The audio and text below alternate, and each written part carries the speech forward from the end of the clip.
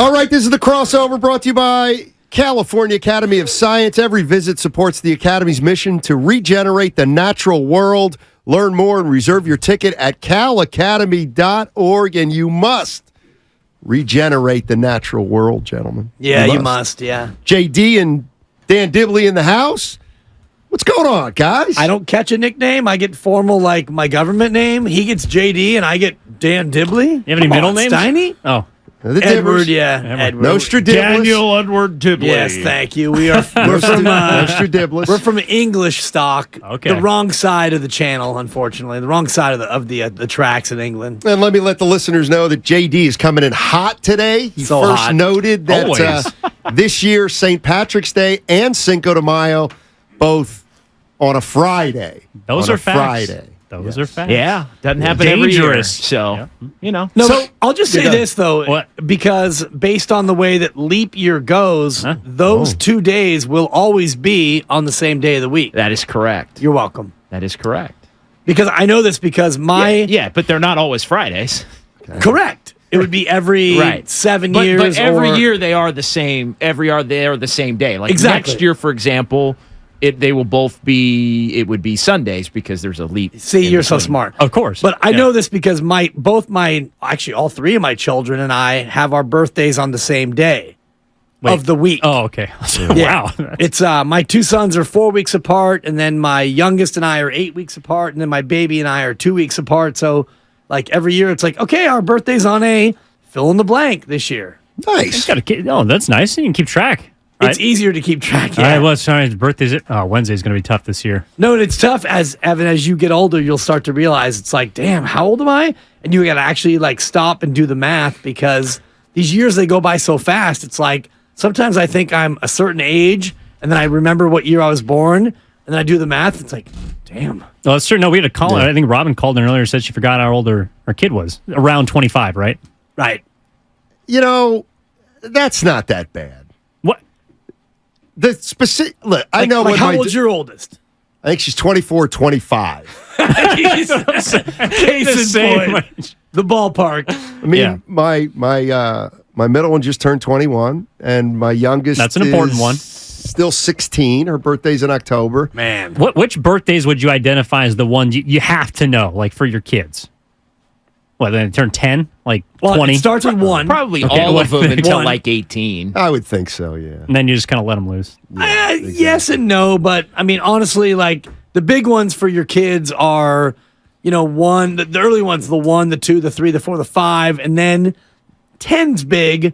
12 was always big. Yeah. 13 was big because it was you're a You're a teen. Going to Ooh, high you're a school or teenager. something? Oh, Yeah. okay. And then Oh, that's right. 16, maybe you can drive, and 18, pack your things. Post-pubescent, yeah. Right. So, Yeah, maybe for some of us.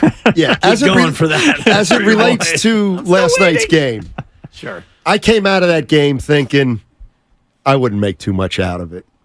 It's 1-1. The Lakers now have home court, and tomorrow's just a completely new and different game. Yeah, I actually took a lot out of it. Did you? Yes. You didn't think. No, you I knew thought- you knew the Lakers weren't going to be For able the to Warriors, put together. right? I told you in the monster changeover performance. yesterday that, and I tried to goad you into making a prediction, then we both agreed that you're not alled to make a prediction. You didn't hear his but- prediction today? No, he better Just not have let him- made one. let him go, He right? better not have Huh? made one. Huh? I'll go to the It tape. wasn't it because- wasn't a prediction. Good, because you've lost your right, Debate. quite Thank God. frankly. But I thought it was a double-digit Yeah. feet on the ottoman kind of game, as Mark Willard would say, an ottoman game, and it was. But I do take something out of it, and the one thing I take out of it is the Warriors have somebody who can guard Anthony Davis. And doesn't mean he's going to stop him every single time down, but to me, you saw it in game 1 in the end, the Warriors now have somebody who can guard Anthony Davis and make it tough on him. That I think is a takeaway. I'm I mean, with you. I would agree. I would agree, but 2 quick fouls can change that. Sure. It's Which is what happened in fragile. game 1. Right. Yeah. No, and it did happen in game 1, and then Davis had his way. I thought the Warriors did a much better job on Schroeder and D'Angelo Russell in game 2 as opposed to game 1, although sometimes those two can guard themselves just True. based on the night. But the thing that sticks out, there's a lot of things, but the Warriors making 21 threes in both games is interesting. I mean, that's something that probably doesn't keep up as this series goes on. Yeah. But the Warriors are getting good looks. I thought the Warriors' patience last night was just much better. They didn't take as many threes. They shot a better clip, obviously, because of it, and they were just much more patient attacking the basket in ways to where they weren't going to get their shots thrown like they did in Game 1. I just think it's always interesting that you can look, anybody can look at this series. Oh, you know what? The Warriors made 21 threes in both games, but it's only 1-1. Right. You'd think they'd be up 2-0, so the Lakers have something to hold on to. The Lakers have not made threes yet. They I might know. not, though. You're right. Other than one game. You're right. They might not. I just Their felt difference was the paint points and the free throws. I mean, they completely made up in Game 1 for those threes, like we talked about yesterday with the paint Which points they and free seem throws. completely disinterested in getting or trying to get. The Warriors made it harder on them, though. That's true. Especially early. They ended up, I think, over 50% shooting in the paint, but it wasn't that way in the first half as the Warriors were taking the game over in that second quarter. No, but to Dibs' point, like I threw this by signing as far as what I took away. Who would you say was the best player on Golden State last night? Klay Thompson. Klay Thompson. Okay, sure. But I feel like if you said Steph Curry, I wouldn't say you're wrong. Right. If you said Draymond Green, I wouldn't say you're wrong. Was the best If you said Jordan Poole, I would say show yourself out. I would say hit the pike. But if in Game 1 you said who's the best player in the Lakers, it's unequivocally Anthony Davis. Right. Anthony Davis has to be the Lakers' best player, in my opinion, for them to win this series. I don't think so. And I don't know if you would say the same thing about Golden State. one thing JD and I were talking about, and we'll get into it as we get through our show today, 2 to 6, is the nature of the free throws. And the Lakers already pre-complaining for Game 3. Oh, he didn't get the whistle. They need the whistle. They need the Warriors in foul trouble, to your point, Steiny, about 2 quick ones on Draymond. They need the Warriors in foul trouble, playing a little bit more tentatively, and they also need free points at the line. Dennis Schroeder didn't get free points from the line. Anthony Davis was completely neutralized. The Lakers did not get to the foul line anywhere near the level that they want to, and I think that's critical for them, not only to get free points, but also to make the Warriors play a little bit softer. And where they can buy a little rest. Yeah. True. Buy a little bit the of rest. game was much more open last night, so the Warriors could relentlessly attack them. Yeah, and I think everything's right on the money. And the one thing I think is, and I always go back to, when I go back, but 40 years ago in the 80s, it was the same thing. Celtics-Lakers was essentially the same thing. The Celtics could not let the Lakers get out and run or they were going to lose. The Lakers didn't want to play in a half court. So the Celtics just paced, slowed it up. They fouled. They didn't give up any easy baskets. They pounded the offensive glass. The Lakers have to do that to the Warriors, and the Warriors have to try to get out and run and spread it out. Yeah, it's interesting what JD said about them showing patience when they played so fast. And you're right, but how do you play that fast and still show patience? That's a tough needle to thread, but they threaded it last night because every time they would get a rebound or even take the ball out of the basket, it was long outlet pass, burst in the front court, try to get early offense. If not, then get into it and be patient. But I think that they put the Lakers on their heels from the opening tip in terms of, we're going to have the ball in the front court really fast, and you're going to have to defend early and often. Yeah, and I think it was the old chicken and the egg game last night, too, with as far as did the offense ignite the defense or did the defense ignite the offense? Because the first quarter, I'm texting Steiny, like, the Lakers look really comfortable again. Basically, the 5th straight quarter that the Lakers 7, I think, offensively looked like the Warriors, in some ways, looked like the Warriors couldn't stop them. But as the pace really picked up and as the Warriors' offense became more efficient, then the Lakers can't really keep up with this unless they are getting to the free throw line a lot or there are stoppages or the game gets mucked up a little bit more than it had been. And I wonder, if the adjustment for the Lakers isn't to get more of their offensive-minded guys on the floor, and that includes, to me, Rui Hachimura, who was so good early in the game, hitting the three-pointers and getting D'Angelo Russell more involved. And I don't know if it means less Anthony Davis in terms of the offense, but I think the Lakers have an ability with Reeves to play a little bit faster if they want. Yeah, I'm going to be honest. I don't know enough about the Lakers personnel to talk about a well, they could put Lonnie Walker in or something like that. Right. To me, their adjustment's more of a pace adjustment. They might have those moves. I just don't want to speak for something I don't really know. I know what certain guys will give. It does feel like they need to grind the game to a halt to play their best game. I think that was also a common theme of their late season run after they have this new form roster, because simply put, they just don't have enough consistent shooters out there, and especially if you're not even going to try and play Malik Beasley, who's their best 3-point shooter, until garbage time, then you are making a concentrated effort not to attack from the outside. Everything has to be at the rim or around or cutters. And to me, and I don't know what you guys thought of this too, there seemed to be more so in the second half, but even at times in the first half, just it felt like kind of a lack of interest from Los Angeles. Like those kind of second efforts and third efforts to rotate, where we saw in game one, they're making the Warriors work for every single basket, even though they hit 21 threes. There was, I thought, less defensive intention from Los Angeles last night compared to game one. I think they shut it down. Yeah. I think it just got to a point where you want to work hard to maybe have a chance to win this game and have that take a little out of us for game 3 or game 4. Not worth it. And so they, in some ways, made a business decision as far as the rest of the series. Did they load manage a playoff game? That's kind of how they roll. They did that against Memphis. They won the first game, and then the second game got away, and they gave up on it. They have to. They won the third game, and they won the games in L.A., obviously, and played well. And I mean, I think you'll see it a little different story in L.A., but then they went back to Memphis the fifth game. That game got away. They said, bleep it. Game 2 was closer in the Memphis series than game 2 against the Warriors. I mean, they just got the doors blown off them. I think they hung around in game 2 against Memphis. That was the only thing I was like, okay, well, if they're not going to go all in, then you had better make sure that the 4 wins you try to get, that you go all in for, you got to win all of them. Yeah, absolutely. That might be their game. only shot. Beasley, I think, might play. That's the one guy I think could play more. You're listening to 95.7 The Game, KGMZ FM, and HD1 San Francisco, always live on Twitch, YouTube, and the free Odyssey app. I compared, remember in 2018 when J.R. Smith made the bonehead play? The minute that happened, the series was over. It was over. That was the game that Cleveland had to get. Yeah. And I feel like, in a way, and even if they get that game, they probably still don't win the series, but it's far more competitive.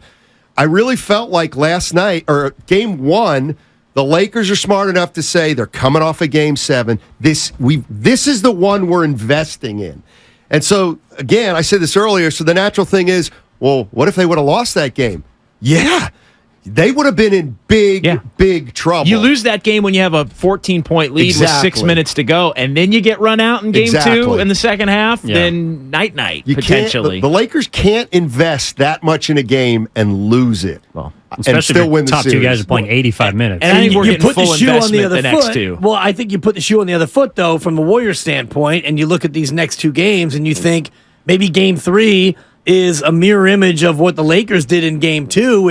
If you go down to L.A. and you find yourself falling behind and maybe things aren't going your way early, maybe you then shut it down, because as a Warrior team, you just need one of those. You don't need both. Yep. You need one of them to get home court back, and you feel good about if it's 2-2 coming home for a game 5 and you have 2 of the next 3 at home, you feel good then about game 5, our best foot forward. The Warriors can win, I think, a one-off elimination game against the Lakers better than they can go down there and think that we need to win both these games. It's like they're 2 teams that are too smart for their own good. You know what I mean? Yeah. They're trying to manipulate the series in a way or figure it out. And I think, the every other game, you almost have to take a long look at the series or a longer look. Now, I'm not saying especially something when happens you got in game, older guys on your team. Right. I'm not saying you look down to 6 or 7, game 6 or 7 that isn't guaranteed yet, but you're darn right.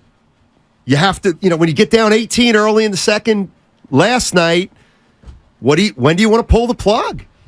Well, I think the Warriors would love the fact that I think they feel like the Lakers they're a much better conditioned team. The Warriors are. They want to play faster. They're more used to playing faster. And that the Lakers have to really slow it down to hang in the series. And so I think the Warriors have got to feel pretty good about where they're at as far as continuing to push. And maybe it takes a piece out of the Warriors for the next series, maybe ultimately it all takes enough out of them to where they can't win the title. But the one thing I do think is fair to look at these first 2 games is the Warriors, I think, because they're used to wearing opponents down, might be thinking, hey, we can definitely wear these guys down, because you already saw a little bit of it in game 2. And maybe that's what the feeling out game was about. I mean, I wonder, because it is tough to take big picture, in my opinion, a whole lot away from that game. I think there was some individual matchups that were interesting, but if Steve Kerr's calling game 1 a feeling out game, you're heading down to LA, is it, because I don't know if they're on the road, if they make that 14-0 run with 6 minutes left in Probably game don't. 1. So, I mean, in a way, you're kind of looking at, all right, what do we need to do? You need to continue to shoot the ball well. You have to try and keep Los Angeles out of the paint. Have to try and defend without fouling. Even though they did all of those things in game 2, those are tall tasks, especially when Los Angeles has a little more rest and is back on their home court for the first time in a building that I assume is going to have, dare I say, maybe some more juice than even Chase Center. Yeah, to me, there are 2 things going on, and I get it. Warrior fans are feeling pretty good, but Lakers got the split. Yeah. They got their split. No doubt. And I get it. The Warriors have won their last 2 road games, but it's going to be a little bit different down there. The Lakers are still in a position where they can say they've got it right where they want it until they lose one of the games in LA. Well, so the Warriors go down there thinking in terms of what you just say. The Lakers got their split. How do the Warriors go down there and get their split? And they look at game 3 and they say, well, Steph played 30 minutes and Clay and Draymond played about 30 minutes. So you go in there fresher than the Lakers were in game 2. So it comes down to that first 2 or 2.5 or 3 quarters of basketball. And if the game is not going your way, if the whistle's not going your way, and if LA's beating you up and Anthony Davis is having his way and you find your way down 11 or 12, then maybe you're in a spot where you pull the plug earlier than you would have. And you look at the Lakers last night, they're down 68-60, 2 minutes in to the third quarter, and the Warriors go on a 14-4 run. So now you're down 18. And at that point, you got about 4 minutes to decide whether or not you really want to make a go or not. And you get to the end of the third quarter, and it's clear this baby's over. So I'm not saying that Steve Kerr and company will pull the plug that quickly in game 3, but you do know that you've got 96 minutes in LA, and you only need one of them. So if it's not going your way in game 3, it's okay, maybe not for fans or for broadcasters, but in your mind as a Warrior player and the Warriors organization, you know what you're faced with. Just win one of the 2. Yeah, it's a clean slate. I mean, I know they don't have home court for the last five games, but like you said, Dibs, all you got to do is get one. And I do wonder how much we'll see LeBron and AD in game 3, even if the Lakers fall behind some, because I mean they waved the white flag. Like their minds were already on the plane in the third quarter. And I think that LeBron James kind of, whatever, he was asking for a challenge on the Moses Moody 3 on the foul. Like that was his I'm tapping out. Along with, have you ever seen LeBron get back cut on an inbounds play? Like ever? Yeah, I have. Because I have. Just, in fact, it was happening a lot early in the year when they had their crappy team. I mean, they were as gutless a team. But that's the point. Like they were checked out. Well, they also weren't very good, and he isn't what he used to be, especially defensively. And I think he just like I have seen it. Like I've seen him look pretty bad these last couple of years with the Lakers, and it's part of the reason why they haven't had the record that they've had is because he can't carry him and refuses to carry him like he used to try and carry teams. So I also think that's why Anthony Davis I think he has to be their best player because he's the only guy now that can be a force on both sides or both ends. Well, and I think the Warriors would love LeBron to try to take over if they could keep everybody else down. I mean, that's the template because there's no way he's going to be able to do it over and over. He should change his name to JJ James because he's basically JJ Redick. Okay. That's he was in the first half. He thinks that he is like Reggie Miller reincarnate. Go ahead and shoot the three, LeBron. Take the easy way out. Oh my God. You hit it. Yeah, every time I see LeBron take a 3, I think he's tired or he's old. He's tired of being old. It just takes so much more effort to drive than to shoot a 3. It's unbelievable. So, but even when you're LeBron James, where you don't have to go buy anybody, all you have to do is get in within 6 feet, and no one can stop you. In a way, that takes more out of you because there's so many bodies in it. You used to bully people in D3. I know that. Got a big butt. The one thing I've noticed about LeBron over the last 3 to 5 years is, and I'll use the term, he's getting roofed more than he ever has gotten roofed. That's a volleyball term. Yeah, he goes up and he's just getting smothered. And it's because, he's lost a little athleticism. But if you want to talk about something you can live with, I'll live with 8 threes a game from LeBron James. And the back cut point, the back cut is what you said about him going 75%. Him getting beat on that stuff is the fact that he knows there's certain chunks of games where he's playing at C+ effort and he's not quite as locked in, and it just leads to those opportunities to beat him if you're the Warriors. That's part of the game plan. That's part of the secret sauce. Keep making them work. The other thing is, as opposed to when you wave the white flag, because I think both teams are going to be cognizant of that. Problem is, if I'm the Lakers and I get behind the Warriors by 16 in the second half, honest to God, that's getting there. That's getting to white flag territory. If you're the Lakers. Correct. Yeah. But if you're down 15 to the Warriors, but if the Warriors can get down 22, and they still got a shot. You know what I mean? I heard you say that earlier, and you're absolutely right, because 4 possessions, 12 points. Now we got a 10-point ball game. They got to call timeout, and we got action. And you know what that is? That's important. This is where the 3 is huge. I mean, if you're down 11 and you make 3 threes, you're there. Guess what? The Lakers are going to get a 3-point play, then 2, then 2.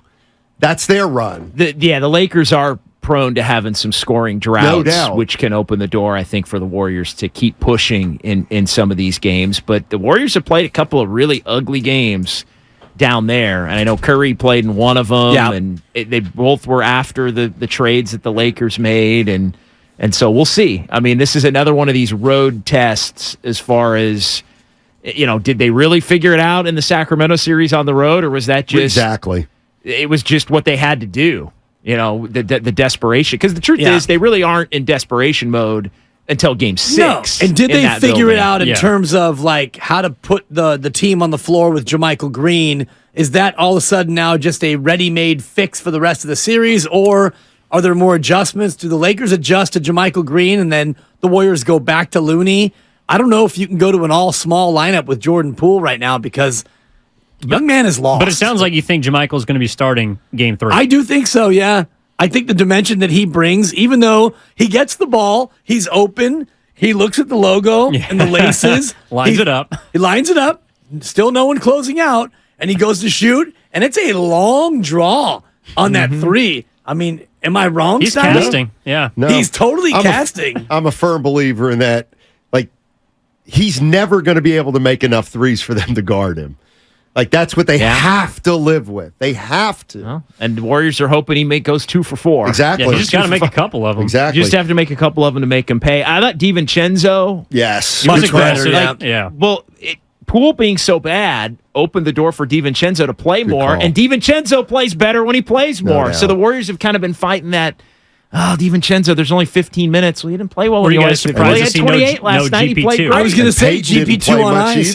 And Moody chips in. And it was Moody. Moody was taking Peyton's minutes. Yeah. I think Peyton's just more – he's just less of a threat.